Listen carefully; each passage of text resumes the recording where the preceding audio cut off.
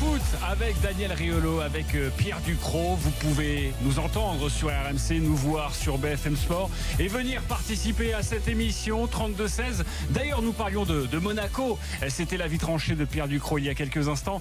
Nous accueillons enfin, il va nous pardonner, enfin j'espère, Raphaël, supporter monégasque. Salut Raphaël.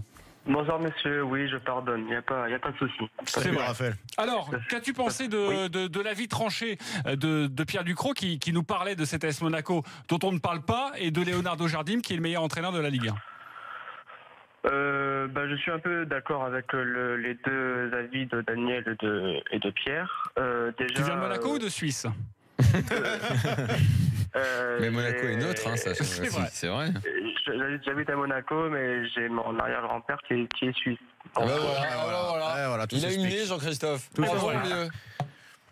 Vas-y, Raphaël. Donc, déjà, je suis d'accord qu'ici, il n'y a aucune pression, parce qu'en fait, on a perdu 4-1 en Ligue des Champions contre Leipzig, et personne n'en a parlé, comme si Paris allait perdre un match de Ligue des Champions. Donc, c'est passé comme une lettre à la poste, cette défaite. En Ligue des Champions, on a été 0 alors qu'on est champion en titre. Et puis après, il faut repartir au travail. Et Jardim a très bien géré l'après-Ligue des Champions. C'était très compliqué. Chaque année, on le dit et redit, il bricole. À son arrivée, Rames et Falcao sont partis. Alors qu'il avait un effectif pour lui, pour son arrivée. Et chaque année, il y a des joueurs majeurs comme Martial, etc. Ils sont partis vers d'autres clubs. Donc pour lui, apprendre chaque année avec une nouvelle équipe et un nouveau groupe, c'est quand même très difficile. Et c'est un truc de fou. Jardim, il vit foot, il respire foot et il est très intéressant parce qu'en dehors de foot, j'ai lu une interview qui disait beaucoup de livres, tout ça. Il s'ouvre beaucoup, il est beaucoup ouvert d'esprit et j'ai vraiment chapeau à ce monsieur. Il apprend, je pense, tout son groupe par cœur. Il tire les joueurs vers le haut et puis je sais pas comment on peut dire. Merci Raphaël, on a quasiment plus le temps de parler de Monaco, je suis désolé, mais il va falloir qu'on avance un petit peu parce qu'on a plein de choses à vous dire dans l'after. En tout cas, on a compris le message sur Leonardo Jardim. Merci beaucoup et à bientôt sur RMC. Moi, j'ai juste une dernière question à vous poser. Si la SM termine deuxième, c'est vrai avec tout ce qui s'est passé au Mercato, mais sans gagner de titre et en étant éliminé dès le début de la Ligue des Champions, est-ce qu'on pourrait dire que c'est une saison réussie, oui ou non? Moi je dis oui. Moi je dis oui. L'ASM va pas aller chercher une demi-finale ou une finale de Ligue des Champions tous les ans. Oui, mais c'est compliqué. C'est pas forcément ce qu'on demande. Deuxième d'un championnat où tu as le Paris Saint-Germain devant, c'est la meilleure place. Écoute, ça veut dire qu'il surpasse Lyon, qui a pas le double, mais qui a je crois 240 millions de budget cette année, alors qu'eux en sont à 160 ou 160. Et il y a une finale de la Coupe de la Ligue. Mais c'est réussi. D'abord, ils ont ça et ils peuvent la gagner, mais surtout, Monaco, c'est un Monopoly qui a réussi. On parlait de Lille qui est un Monopoly où le mec a perdu. Mais là, eux, ils gagnent, les Monégasques. Ils y arrivent, ils mettent bien les petites maisons, les petits hôtels. Mais parce que tu as 2-3 joueurs qui jouent beaucoup mieux au Monopoly qu'ailleurs. Les dirigeants ont bien joué. Les dirigeants, les Jardim, je pense que c'est fait ensemble. Pour l'instant, dans la partie, ils sont bien. Donc bon, effectivement, eux être en Ligue des Champions tous les ans pour valoriser les joueurs et les vendre, puisqu'on rappelle que le projet Monégasque, à la base, il est similaire, sauf que les Monégasques ont vraiment l'oseille, alors que Lille, ils n'ont pas l'oseille. Mais c'est du trading de joueurs. Et qu'on voit du beau foot en même temps. Oui, et le beau foot, tu le vois parce qu'ils ont eu le temps de mettre la machine en route. Donc oui, ils ont réussi s'ils font deux, bien sûr. Mais dès le départ, on ne demande pas plus. C'est ça qui est fort. Dès le départ, dès l'arrivée de Jardim et du projet monégasque, il y a eu 6 mois au départ. Après, ça a pris. Et si avec tout ça, on ne gagne pas des jeux de société quand même, parce qu'on a beaucoup cité la marque Monopoly. On a eu le champion du monde. Je connais très bien le champion de France de Monopoly qui est venu dans le RMC Poker Show. T'es pas champion du monde ? Qui m'a offert 2 boîtes, non, champion de France. Il n'a pas réussi à être champion du monde encore. T'as eu que le champion de France ? Champion de France. D'accord, on l'invitera un mercredi. Le coup dur pour Nabil Fekir. On va commencer les questions de l'after. Soyez efficaces, s'il vous plaît, messieurs. Le capitaine court, c'est ça ? Exactement. En langage journaliste et télé, ça veut dire très court. Le capitaine lyonnais qui va subir une arthroscopie du genou droit demain, durée de son indisponibilité. Au moins 3 semaines. Il y a la liste de Didier Deschamps. Je vivais dans un autre temps.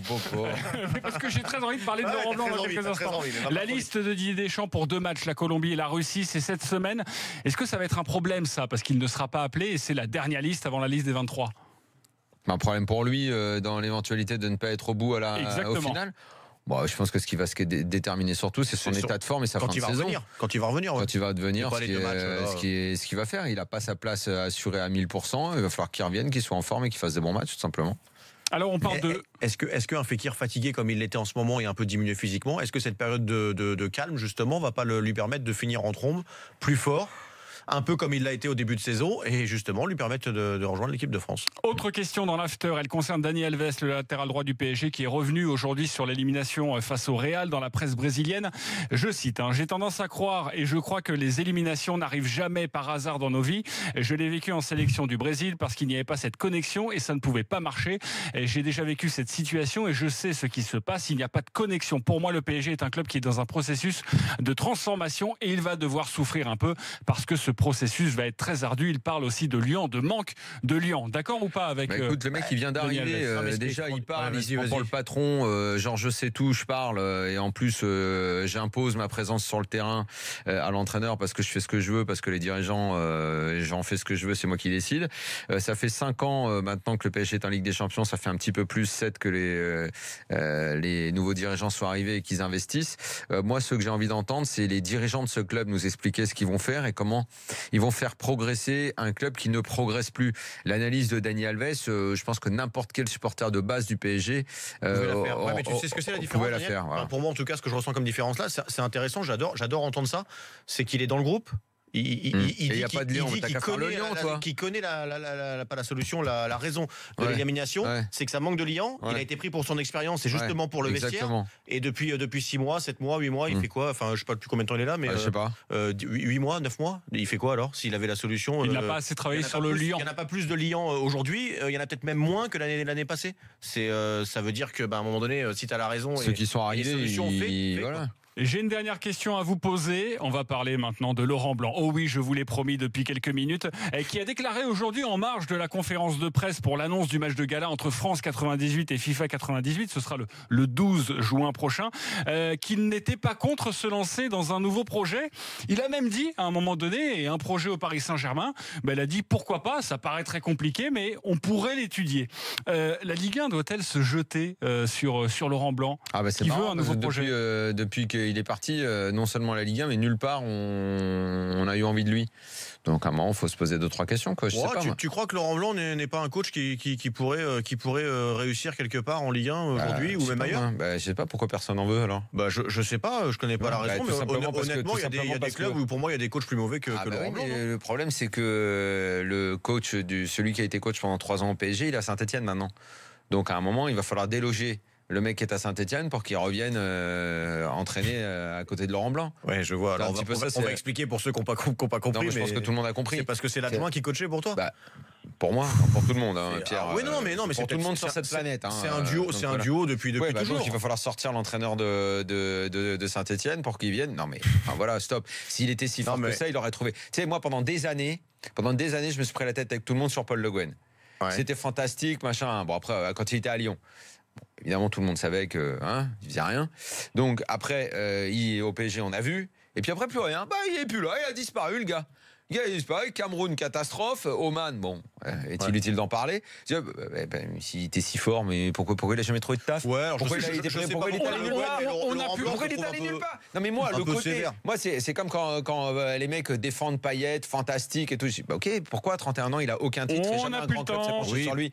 Au bout d'un moment, les gars. Merci Daniel. Vous ne vouliez pas parler de Laurent Blanc, finalement ça vous fait énormément parler. Je répondrai oui à ta question en tout cas. Mais en plus, il est tellement prétentieux qu'il y a un tas de clubs dans lesquels il veut pas aller. Merci Daniel, on se retrouve dans quelques instants. On va tous parler en même temps, s'il vous plaît, messieurs. Merci Pierre, merci Daniel. On se retrouve dans quelques instants pour la suite de l'after sur RMC et sur BFM Sport. On va accueillir nos drôles de dames et notamment Philippe Auclair qui sera présent physiquement dans le studio. Allez, à tout de suite. On va parler de Paul Pogba d'ailleurs, parce que ça réussit pas trop avec Manchester United. À côté de moi. Oui, on va le mettre à côté de toi. Allez, à tout de suite sur RMC.